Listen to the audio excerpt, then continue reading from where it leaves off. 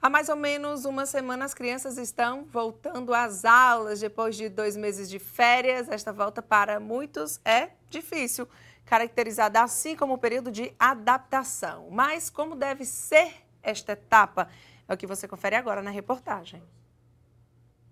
É colocar os pezinhos na creche e lá vem o choro de cortar coração. Os primeiros minutos dos pequenos longe do papai e da mamãe são um desafio dos grandes. Eu já estou na segunda semana, mas ainda fico aqui espiando para ver se ele fica bem. Eu só consigo ir embora quando ele já para de chorar. Como ele ainda é muito apegado, né, sempre ficou em casa, então a gente está com uma dificuldadezinha com ele. Os pais não sabem o que fazer, tentam de tudo, conversam, prometem recompensas e, no final, precisam mesmo é da ajuda de quem entende. Mas calma que a gente vai dar algumas dicas para ajudar. São regras que valem para crianças, pais e educadores. Eles também sofrem nessa fase.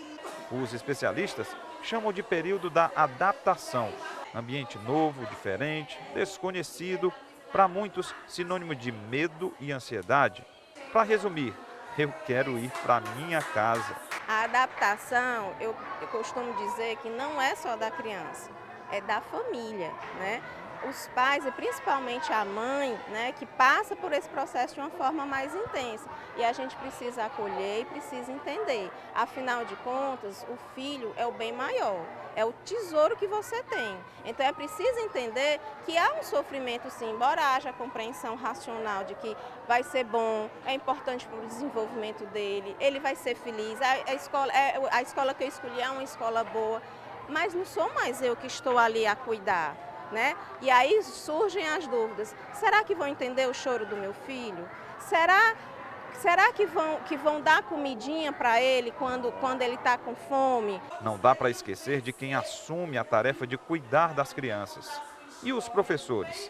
Quais são as orientações para quem precisa dar conta de 5, 8, 10 pequenos ao mesmo tempo? Tem uma autora conhecida na área que ela costuma dizer que paixão de ensinar gera paixão de aprender. Então isso vai fazer a diferença, vai fazer com que as crianças se apaixonem mais fácil. E para isso, nós como coordenadores, a gente tem esse trabalho de estar junto dos professores e junto das crianças. Né? E assim, com o tempo, as carinhas mudam, o jogo muda de lado. Eles agora choram para não ir embora. Um ambiente em que todos crescem, seja os que estão aprendendo a falar ou gente grande. E falando em escola, adaptação, muitos pais ainda ficam na dúvida se vale mesmo a pena colocar o filho num projeto bilíngue, além de muitas vezes não saberem diferenciar esse tipo de ensino de uma escola tradicional. No Brasil, o mercado do ensino bilíngue cresceu em 10%. Sobre este assunto, a gente conversa aqui no estúdio com o diretor de escola, Sávio Paes. Sávio, bom dia. Bom dia. Bem-vindo. Obrigado. Que mito é esse dessa escola bilíngue? Porque às vezes alguns pais ainda têm esse receio, né, dessa novidade, digamos assim. Na verdade, toda novidade que surge no mercado a gente tende a identificar como uma moda, né? Mas o inglês já está mais do que comprovado que é uma língua universal e que a gente precisa ter o conhecimento para poder se desenvolver no mercado de trabalho. E o mercado bilíngue ele está trazendo isso para dentro das escolas. Né? O mercado de inglês já é um mercado muito forte, o Brasil é o país que tem mais escolas de inglês no mundo, né? Mas ainda assim não tem atendido à demanda, à necessidade da população. Então, o ensino bilíngue é nada mais do que trazer essa modalidade para dentro da escola, porém num formato um pouco diferente. E isso é ideal a partir de que idade? Assim, por exemplo, a escola dos meus filhos já inicia no infantil ali. Então, é legal mesmo começar, a criança ainda está aprendendo a falar e tal. É nessa hora que deve ser inserido, então, esse ensino? Na verdade, o melhor momento é na educação infantil. Qual é a diferença do projeto bilíngue que as escolas comumente têm adotado para os cursos de inglês?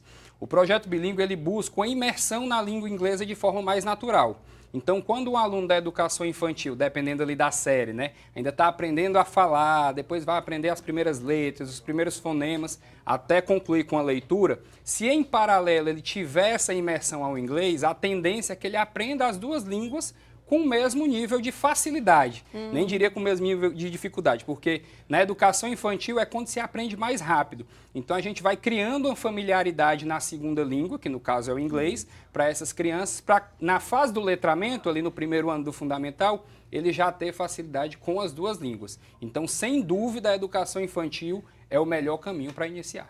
E aí a característica também desse projeto bilíngue é que a aula de inglês, ela não é aquela aula de inglês, são vários assuntos, várias matérias, né, como a gente costuma chamar, que são feitas em inglês, que são dadas, né, em inglês. Essa é a principal diferença do projeto bilíngue para o inglês convencional.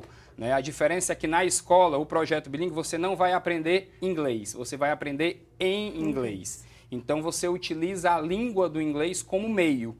Então, alguns conteúdos que os alunos normalmente viriam na sua língua pátria, né, no nosso caso o português, ele vai ver em inglês. E essa imersão vai fazer com que ele trate a língua com naturalidade e aprenda um conteúdo fim através do meio, que é o inglês. O curso de inglês, ou o inglês tradicional das escolas, que é uma disciplina obrigatória, né, a língua estrangeira, e muitas escolas adotam o inglês, ele tem o inglês como finalidade. Então, você vai aprender a gramática, né, o verbo to be, as situações mais básicas para poder se comunicar. Já no bilíngue, você aprende como meio e, naturalmente, quando chegar nas séries mais avançadas, você vai aprender a gramática, assim como acontece no português. Isso aqui em Fortaleza, esse projeto teve esse crescimento, né, como a gente viu, pelo menos 10%. E é essa realmente a tendência mesmo do mercado? É uma tendência. Na verdade, o bilíngue, né, deixou de ser moda. É uma realidade. Naturalmente, inicia-se pelo Sudeste, por São Paulo, já tem um mercado bem mais desenvolvido, mas já chegou no Brasil todo, né? Então, muitas escolas têm aderido. A gente tem percebido que as escolas que aderem não têm voltado atrás. Então, realmente é uma necessidade que as famílias têm, que os alunos têm e as famílias compram, digamos assim, essa ideia. Então, a tendência é que aumente, sim. Aí já fica mais como é um adjetivo aí, uma característica para o seu currículo, para a criança, para o jovem que sai da escola já falando inglês, né? Aí Sem dúvida, mercado, claro. Sem dúvida. A escola ela tem essa capacidade, né? Como a nossa convivência com o aluno é muito intensa, o aluno está pelo menos 200 dias do ano lá com a gente, todo dia da semana, a gente consegue, além do ensino convencional, proporcionar algumas outras melhorias, seja na área esportiva, seja na área cultural e também em conhecimentos extras, que no caso é o inglês. Ótimo, obrigada então pela sua participação. Eu que agradeço. Bom dia. E é isso, eu vou ficando por aqui. Assista agora o Trem Bala com as notícias do futebol. Outras informações, Jornal da Cultura, primeira edição, 1h, também Jornal da TVC, 6h30. Uma ótima tarde para você, a gente volta a se encontrar amanhã. Até lá!